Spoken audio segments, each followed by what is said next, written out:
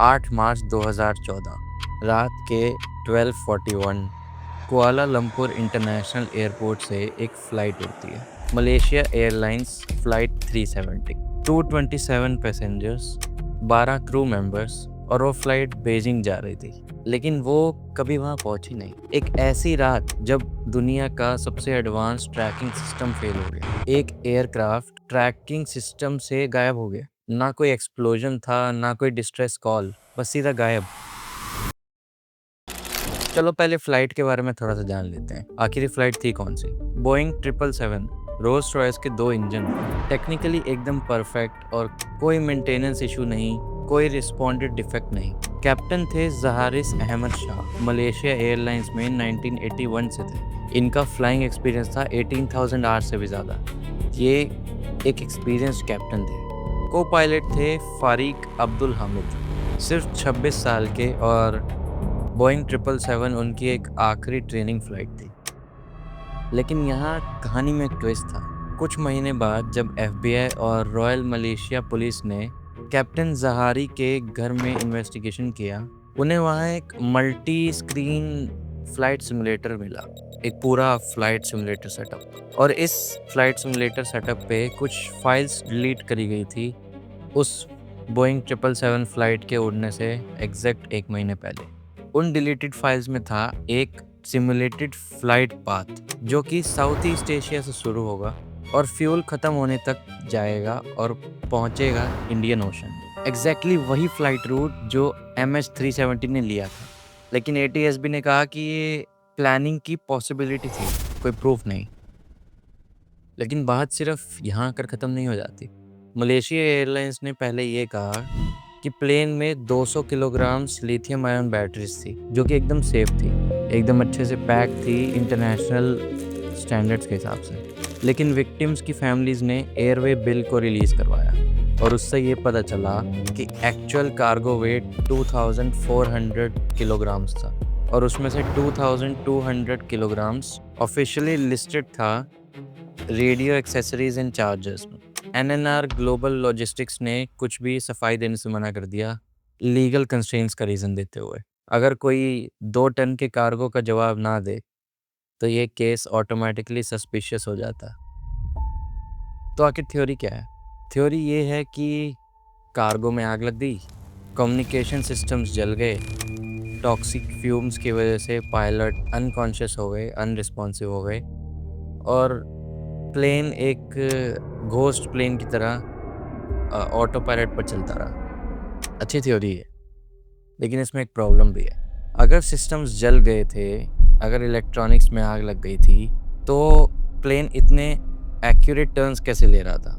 और वो इतने एक्यूरेट टर्न्स थे जो एक मैनुअल पायलट ही ले सकता है, वो भी एक ऐसा पायलट जो बहुत ही ज़्यादा ट्रेंड और एक्सपीरियंस्ड हो।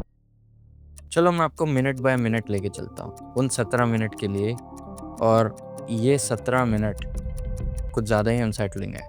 1641 UTC MS370 कुआलालंपुर एयरपोर्ट से टेक ऑफ करती है और सब नॉर्मल है। 1707 UTC एयरक्राफ्ट 35,000 फीट पर पहुंचती है, स्पीड 469 नॉट्स, और एक लास्ट मैसेज ट्रांसमिट हुआ। लेकिन ये एक बात बहुत कम लोग जानते हैं कि टेक ऑफ से पहले 1554 UTC पर VHF डाटा लिंक को मैनुअली डीएक्टिवेट किया गया था कॉकपिट के अंदर से। मतलब सैटेलाइट कम्युनिकेशन ही एक सोल डाटा लिंक था कम्युनिकेशन के लिए, उसके अलावा कुछ नहीं।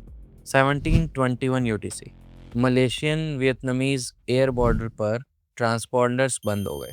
एयर ट्रैफिक कंट्रोल कुआलालंपुर या फिर बीजिंग सिंगापुर, सबके स्क्रीन से वो प्लेन गायब हो गया था। 1722 UTC एक आखिरी voice transmission. Malaysian 370, contact Ho Chi Minh 120.9. Good night. Good night, Malaysian 370. Good night Malaysian 370। एकदम काम वॉइस, ना कोई स्ट्रेस ना डिस्ट्रेस, जैसे सब बिल्कुल ठीक हो। लेकिन मिलिट्री रेडार ने ट्रैकिंग जारी रखी।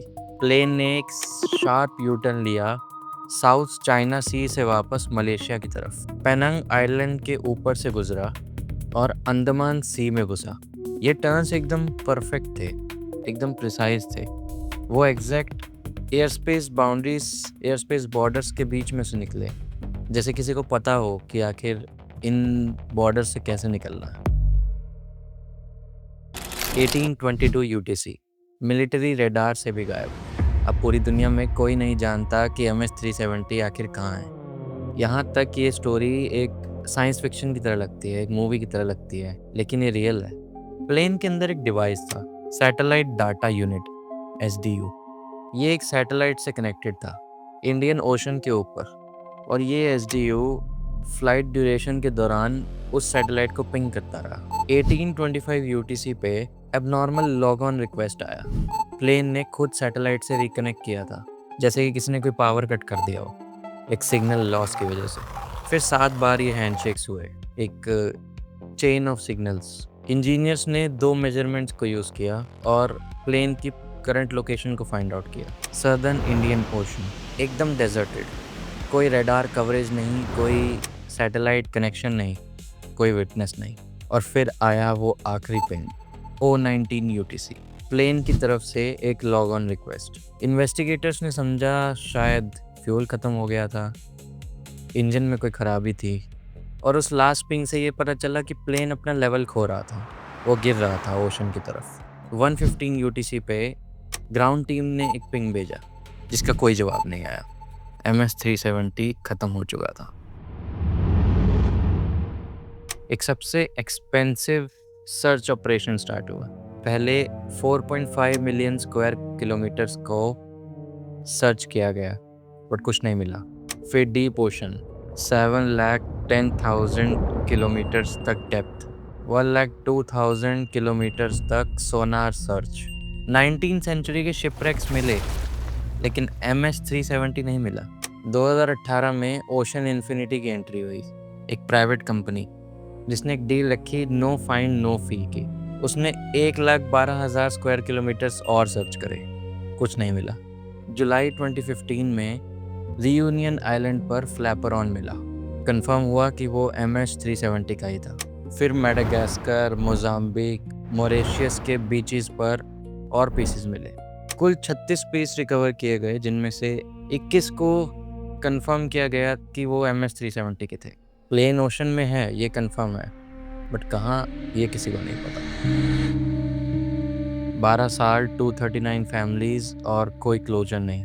8 दिसंबर 2025 में बीजिंग के डिस्ट्रिक्ट पीपल्स कोर्ट ने ये रूलिंग दी कि मलेशिया एयरलाइंस को हर विक्टिम की फैमिली को 2.9 मिलियन युआन देने पड़ेंगे। 78 में से 47 cases out of court settle हुए, 8 उस दिसंबर की रूलिंग से सॉल्व हुए, लेकिन बाकी अभी भी पेंडिंग है।